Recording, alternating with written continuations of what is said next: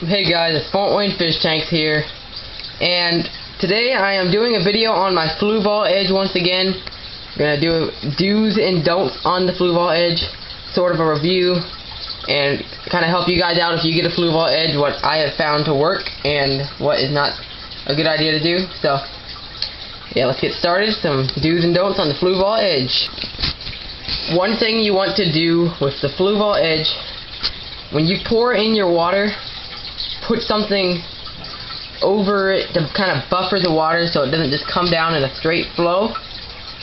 Like bubble wrap's a good example. Do that and it will diffuse the water so it goes out horizontally instead of straight down, and so it doesn't stir up your substrate, because scaping the tank and rescaping the tank with water in it can be a pain in the butt. So that's one thing you want to do. So when you pour water, pour it lightly and diffuse the water so it does not fall straight down and mess up your scape. Another thing you should do with the Fluval Edge is get a pretty deep gravel bed, because if you plant your plants, you want them to stay. If they go up, you gotta put your hand in the tank, and that can make the tank overflow if you fill it up all the way. Mine's currently not filled up all the way, it's up only there. But if you keep your tank completely full, your Fluval Edge, you want to have a deep substrate bed so your plants and other floating objects will stay in the substrate and will not float up and become a bother. Another thing you should do with the Fluval Edge is keep a towel handy, because when you put your hand in the tank to scape it, when you lift it up, it will get all over the top of the tank here. That's not water, that's just condensation from the inside, but it will get all over the top of the tank, and it may overflow if you put your hand in too deep and if you have it filled up pretty much to the brim. So always keep a towel handy, because you're going to need it when you're using the Fluval Edge and maintaining it and doing pretty much whatever you need to do with the Fluval Edge. How to have a towel handy. Another thing I would not do is get the halogen lights.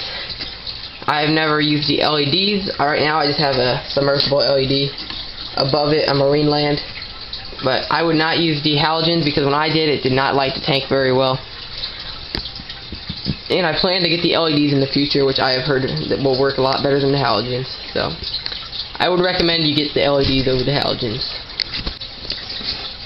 One thing a lot of people do not recommend to do with the Fluval Edge, I can't say on this, but most people don't recommend to keep betas in this tank, because unless you keep it filled like this, where you have all that surface area for the oxygen, if you fill it up to the brim, you're just going to have a little square about that big, or actually twice that big. If you put another right angle on the side of that, you'll have about a hole that big, maybe 6 inches across, 5 inches across, about a square. It's a square, so that won't leave very much oxygen room, because the beta is going to have to fight the filter flow to get up there to get the oxygen.